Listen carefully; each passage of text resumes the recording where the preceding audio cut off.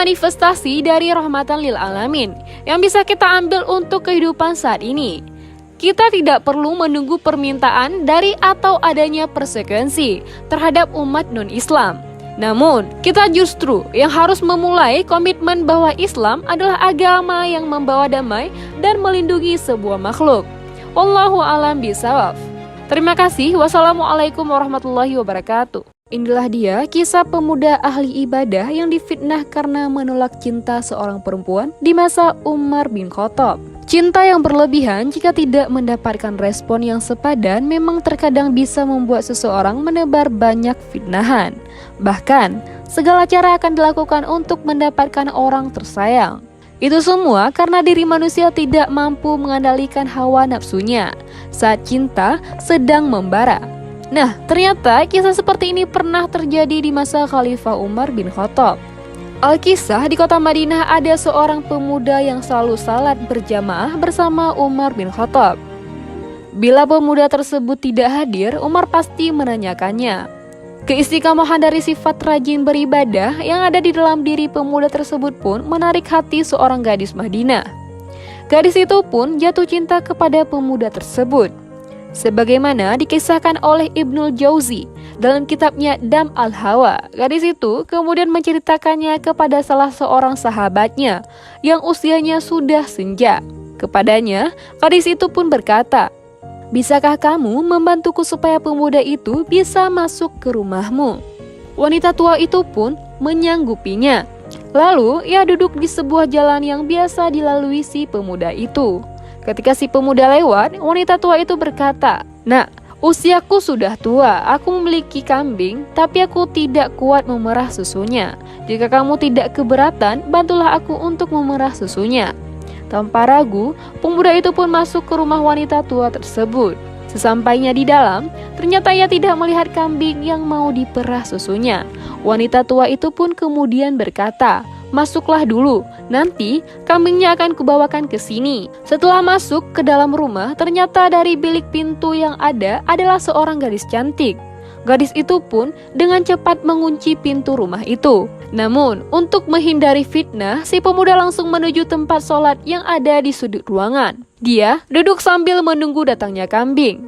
Namun, tiba-tiba si gadis cantik mendekatkan kepadanya dan merayunya. Tetapi pemuda itu menolaknya sambil berkata, "Takutlah kepada Allah, wahai gadis." Mendengar perkataan si pemuda, gadis tersebut ternyata tetap tidak beranjak dari tempatnya. Dia tetap ingin berdekatan dengan pemuda itu. Namun setelah berbagai cara dilakukan, dia tidak berhasil merayunya. Maka si gadis pun langsung berteriak sekeras-kerasnya.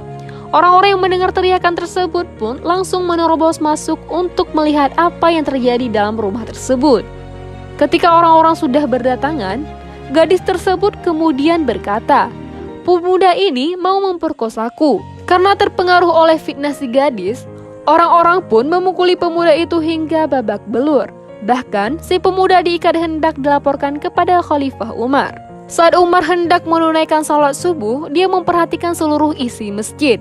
Ternyata si pemuda yang biasanya rajin berjamaah tidak hadir untuk sholat berjamaah. Dalam keadaan bertanya-tanya, tiba-tiba para penduduk masuk ke dalam masjid dengan membawa pemuda yang sedang dicari Umar. Pemuda tersebut dibawa dengan keadaan tangan yang terikat. Melihat hal tersebut, Umar pun berdoa, "Ya Allah, janganlah engkau ubah sangkaan baikku terhadap pemuda itu."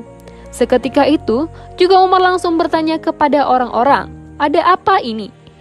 Di tengah malam yang gelap gulita, kami mendengar ada suara seorang gadis berteriak meminta tolong. Kami langsung mendatanginya dan ternyata pemuda itu ada di situ. Menurut pengakuan si wanita, pemuda ini hendak memperkosakannya. Mendengar laporan itu, kami pun memukulinya dan mengikatnya untuk dilaporkan kepadamu, wahai Khalifah. Umar lalu berkata kepada si pemuda, "Jujurlah kamu kepadaku." Si pemuda kemudian menceritakan kisah sebenarnya beserta wanita tua yang telah meminta tolong untuk diperaskan susu kambingnya. Mendengarkan cerita pemuda tersebut, Umar pun bertanya, "Apakah kamu mengenal wanita tua itu?" Si pemuda pun menjawab, "Aku tidak pernah melihatnya sebelum ini." Umar kemudian memerintahkan supaya semua wanita tua di kampung itu untuk dikumpulkan. Satu persatu wajah para wanita tua itu diperhatikan, tetapi tidak ada satupun yang dimaksudkan oleh si pemuda. Tiba-tiba lewatlah di hadapan mereka seorang wanita tua yang sebelumnya tidak ikut berkumpul. Melihat wanita tua itu, si pemuda langsung menunjuk sambil berkata, "Wanita tua itu yang minta tolong kepadaku, wahai Amirul Mukminin." Umar kemudian berkata kepada wanita itu dengan nada yang mengancam, "Jujurlah kepadaku, ceritakan apa yang terjadi sebenarnya." Wanita tua itu pun kemudian menceritakan kronologi kisah yang sebenarnya. Dan ternyata sesuai dengan pengakuan si pemuda. Setelah mendengar kisah si wanita tua, Umar berkata, "Segala puji bagi Allah yang telah menjadikan salah seorang dari kami memiliki sifat seperti Nabi Yusuf." Cinta yang berlebihan jika mendapatkan respon yang sepadan memang terkadang bisa membuat seseorang menebar banyak fitnahan. Bahkan, segala cara akan dilakukan untuk mendapatkan orang tersayang. Itu semua karena diri manusia tidak mampu mengendalikan hawa nafsunya saat cinta sedang membara. Meskipun dikaruni wajah rupawan dan disukai banyak orang, tetaplah rendah hati dan jangan sombong. Sebab keindahan yang kita miliki adalah ujian yang perlu dilalui dengan ketaatan kepada Allah Subhanahu wa Ta'ala. Apalagi dengan keindahan fisik yang dimiliki. Biasanya seseorang akan mudah tergoda dan kesulitan menahan hawa nafsunya. Oleh sebab itulah kisah di atas memberikan pelajaran bagi kita semua, bahwa janganlah menjadi orang yang sombong dan tetap mentaati perintah Allah saat kita sedang disukai banyak orang sekalipun. Sebab hal buruk bisa terjadi kapan saja dan berasal dari mana saja. Wallahu a'lam. Wassalamualaikum warahmatullahi wabarakatuh. Kali ini kita akan menceritakan ketika pendapat Umar bin Khattab dianggap bertentangan dengan Al-Quran dan Al-Hadis. Saat penaklukan Persia dan Irak, yaitu di zaman Khalifah Umar bin Khattab, muncul peraturan unik dari Khalifah Islam kedua pada saat itu. Perlu diketahui, aturan dasar tanah rampasan perang dalam tuntunan syariat adalah dibagikan kepada seluruh pasukan penakluk. Namun, di luar dugaan, sahabat Umar memilih jalan lain, yakni memilih makna batin wahyu yang bagi sebagian orang akan tampak bertentangan dengan penampakan luar teks Al-Quran dan hadis. Padahal Allah berfirman pada surat Al-Anfal ayat 41 bahwa 1/5 harta rampasan perang untuk Allah, Rasulnya, kerabat Rasul yaitu Bani Hashim dan Bani Muthalib, anak yatim, orang miskin, dan ibnu sabil, yaitu orang yang sedang dalam perjalanan. Adapun 4/5 dari ganimah itu dibagikan kepada mereka yang ikut bertempur. Kebijakan Umar ini dalam satu riwayat pernah ditantang oleh para sahabat lain, terutama Bilal bin Rabah. Akan tetapi Umar tetap bersikuku keras pada kebijakannya. Protes sahabat lain sangat wajar karena pada perang Khaybar, Rasul sendiri membagikan tanah Khaybar kepada pasukan. Bahkan pada saat itu Umar sendiri bagian dari sahabat yang mendapatkan jatah itu. Sehingga dalam kebijakan ini Umar tampak menentang Al-Quran sekaligus hadis Nabi Sallallahu Alaihi Wasallam. Dalam kebijakan Umar tentang tanah Persia dan Irak, daripada membagikan tanah hanya kepada pasukan, dia lebih memilih mempertahankan tanah tersebut apa adanya di tangan penduduk setempat. Kemudian, Umar menetapkan pajak pada setiap hasil bumi, yaitu hasil bumi tanah tersebut dan dikirim ke kas negara ataupun Baitul Mal. Hal ini Umar anggap lebih maslahat, karena tanah digarap oleh penduduk setempat yang sudah berada terbiasa menanam di sana. Lebih dari itu, tanah subur tersebut menjadi tidak hanya milik kelas kesatria, melainkan menjadi milik umat muslim seluruhnya. Kebijakan Umar tadi bukan karena Umar meninggalkan pesan Al-Quran dan Al-Hadis. Justru karena saking Umar konsisten pada pesan kemaslahatan Al-Quran dan Al-Hadis. Ayat Al-Quran dan hadis Nabi soal ganimah tidak lain diperuntukkan bagi kemaslahatan semua orang pada kala itu. Tatkala zaman berubah, boleh jadi bentuk kemaslahatan juga akan berbeda. Bahkan jauh berbeda dibanding saat pertama kali wahyu turun seperti yang dialami Umar. Umar memang salah seorang sahabat Nabi yang mampu menangkap hakikat inti pesan Al-Quran dan hadis, yaitu Umar bin Khattab. Banyak riwayat memotret kepekaan intelektual Umar ketika berhadapan dengan ayat Al-Quran. Misalnya, Ibnu Jarir At-Tabari yaitu menceritakan momen di mana ayat ketiga surat Al-Maidah turun. Pada hari ini telah aku sempurnakan agama untukmu, telah aku cukupkan nikmatku bagimu, dan telah aku ridai Islam sebagai agamamu, yaitu surat Al-Maidah ayat ketiga. Sebagian sahabat merasa bahagia dengan turunnya ayat tersebut. Sementara Umar malah menangis, hingga Nabi Shallallahu Alaihi Wasallam bertanya mengapa Umar engkau menangis. Jawaban Umar sangat amat sederhana. Maksud Umar adalah ketika syariat sempurna, tugas Nabi di dunia ini otomatis telah purna. Berarti Nabi Shallallahu Alaihi Wasallam tidak akan lama lagi wafat, meninggalkan umatnya selama-lamanya di dunia ini. Ini menunjukkan betapa Umar sangat memahami makna terdalam dari ayat Al-Quran. Lebih jauh, keistimewaan lain Umar adalah persetujuan wahyu Al-Quran terhadap ide yang ia tawarkan. Setidaknya, berdasarkan hadis riwayat Imam Muslim, ada 3 peristiwa di mana wahyu menyetujui pandangan Umar itu. Dari Ibnu Umar dia berkata, Umar bin Khattab pernah berkata, sesungguhnya pendapatku pernah disetujui oleh Allah Subhanahu wa Ta'ala dalam 3 hal, yaitu tentang makam Ibrahim, tentang peristiwa hijab, dan tentang tawanan perang Badar. Hadis riwayat Muslim nomor 4412. Hadis ini memberikan informasi seakan Umar memahami jalan pikiran Tuhan, seolah jika Umar sudah berpendapat, Tuhan pun mengiyakan saja. Tidak berhenti di situ juga, pasca wafatnya Nabi Shallallahu Alaihi Wasallam dan sahabat Abu Bakar As-Siddiq radhiyallahu anhu, tampak kepemimpinan umat Islam dipercayakan kepada sahabat Umar bin Khattab radhiyallahu anhu. Rasanya tidak berlebihan jika dikatakan sebagai momentum turning point, tidak balik peradaban. Islam menyebar keluar jazirah Arab tidak lepas dari jasa seorang Umar bin Khattab. Berbagai penaklukan umat Islam terjadi di bawah kepemimpinannya, termasuk penaklukan kerajaan Persia. Peristiwa yang sama sekali tidak terbayangkan pada saat itu, mengingat Persia merupakan negara adidaya pada masanya. Dari kisah Umar ini, sepertinya umat Islam perlu memahami meski Al-Quran dan hadis salih likulli zamani wal makan. Kesesuaian itu perlu ditelaah, dirasa, digali dan dipikirkan kembali. Jangan sampai kita terbuai pada jargon itu, lalu mengakibatkan pada kemalasan berpikir, menelaah, merasa bagaimana menyelaraskan makna terdalam Al-Quran dengan kemaslahatan umat dan kemajuan zaman. Kitab suci Al-Quran turun berkisar 14 abad lalu, diidamkan sebagai pedoman hidup muslim lintas ruang dan waktu. Namun, menjadi masalah ketika manusia dihadapkan pada kenyataan wahyu berhenti turun sejak wafatnya Nabi Shallallahu Alaihi Wasallam.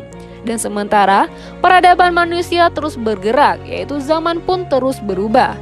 Ibnu Rushdi, salah seorang filsuf agung yang pernah dimiliki peradaban manusia, pernah berujar dalam karyanya Bidayatul Mujtahid wa Nihayatul Muqtasyid, kurang lebih, peradaban manusia akan senantiasa berkembang, tidak akan pernah berhenti. Sementara nas-nas Al-Quran dan hadis, perbuatan serta persetujuan Nabi telah berhenti. Rasanya mustahil jika menghadapkan perkara yang terus berkembang pada perkara yang telah berhenti. Sekilas akan tampak pernyataan dari Ibnu Rushdi ini cukup sangat amat kontroversial, seolah Ibnu Rushdi berkata Al-Quran dan hadis telah berhenti dan tidak akan mampu untuk mengakomodir kemajuan peradaban manusia. Kiranya bukan ini yang dimaksud oleh Ibnu Rushdi. Justru dengan pendapatnya ini Ibnu Rushdi mengajak kepada para pembelajar yaitu menafsir ulang pesan serta hakikat inti Al-Quran dan hadis agar senantiasa dan beriringan dengan kemajuan zaman. Wallahu alam. Wassalamualaikum warahmatullahi wabarakatuh. Selamat datang kembali di channel About Story. Pada kesempatan kali ini kita akan mengisahkan pidato pelantikan Umar bin Khattab yang begitu menggetarkan. Usai pemakaman Abu Bakar As-Siddiq, Umar bin Khattab mengebutkan tangannya dari debu kuburan. Muhammad Hussein Haikal di dalam bukunya berjudul Umar bin Khattab menjelaskan, Abu Bakar dimakamkan di rumah Aisyah setelah malam turun, yaitu dalam lubang tempat Rasulullah Shallallahu Alaihi Wasallam dimakamkan. Tak ada siapapun di pemakaman itu selain mereka yang menyelenggarakan.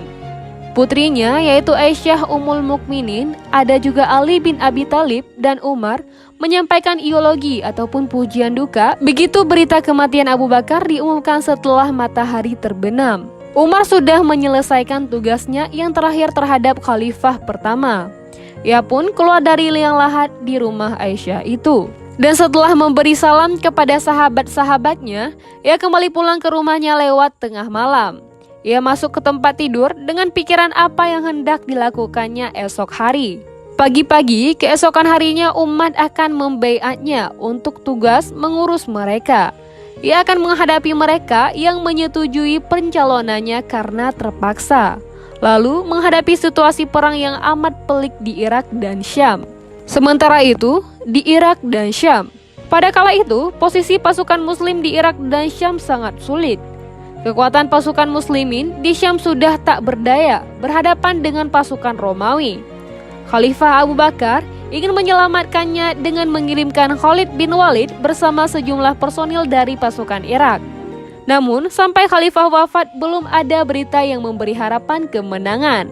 Setidak-tidaknya, berita tentang keadaan mereka saja tidak ada.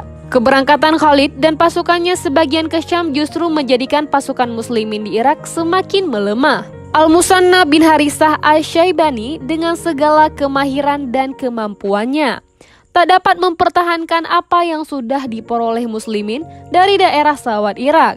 Malah ia kembali ke Hirah dan bertahan di sana. Memang ia dan pasukannya sudah dapat mengalahkan pasukan Persia yang dikirimkan oleh Syahrian, anak Ardashir, dan dipimpin oleh Orzmid Jadweh di rentuhan Babel sehingga mereka terus siap untuk kalah. Tetapi sesudah kemenangannya ini, Musanna hanya bertahan di posisinya semula. Karena khawatir akan disergap musuh, dengan keyakinan bahwa kendati ia dapat mengadakan perlawanan tetapi tak akan dapat maju. Bahkan perlawanannya itu pun sudah sangat sulit jika keadaan istana Persia sudah kembali tenang dan tidak lagi bergejolak.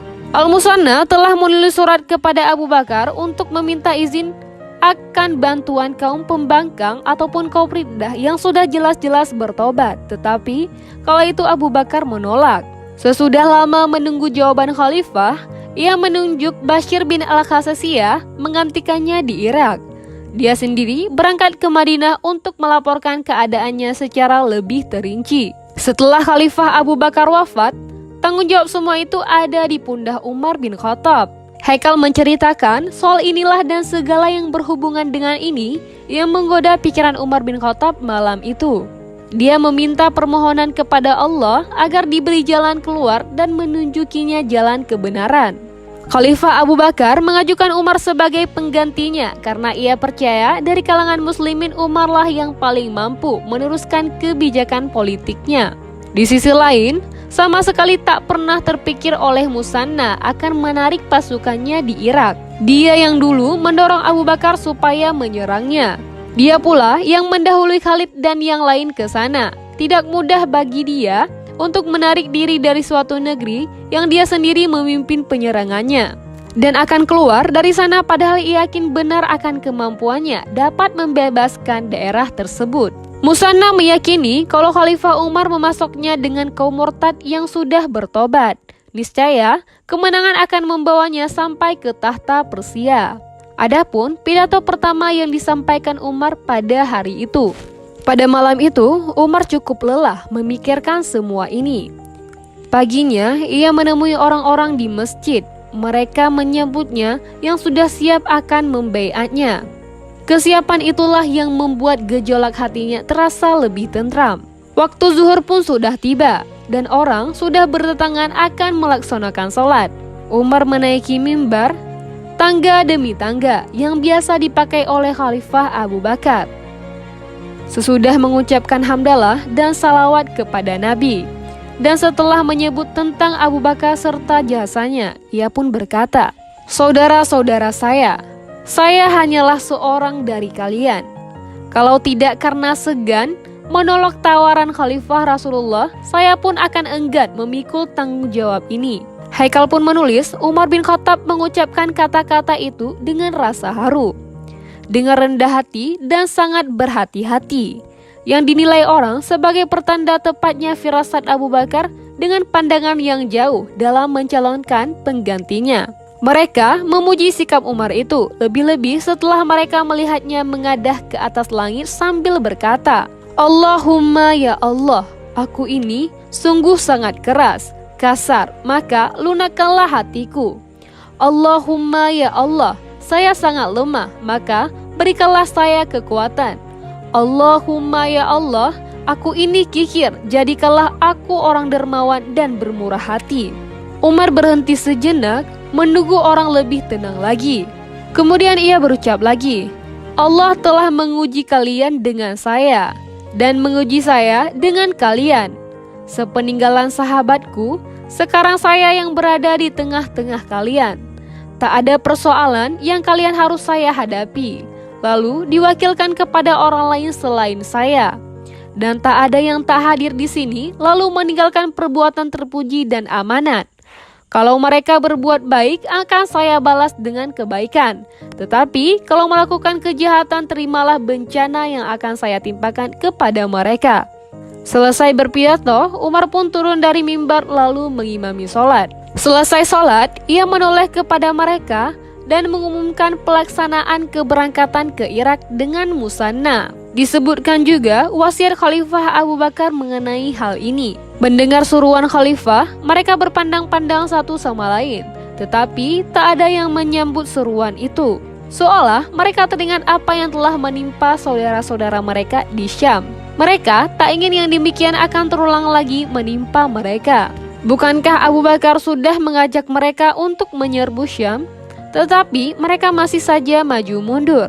Lalu ketika itu Umar berteriak kepada mereka, kaum muslimin sekalian, mengapa kalian tidak menjawab seruan khalifah yang mengajak kalian untuk hal-hal yang akan menghidupkan iman kalian? Kemudian baru mereka mau memenuhi seruan itu. Dan mereka pun berangkat untuk menghadapi Heraklius dan pasukannya.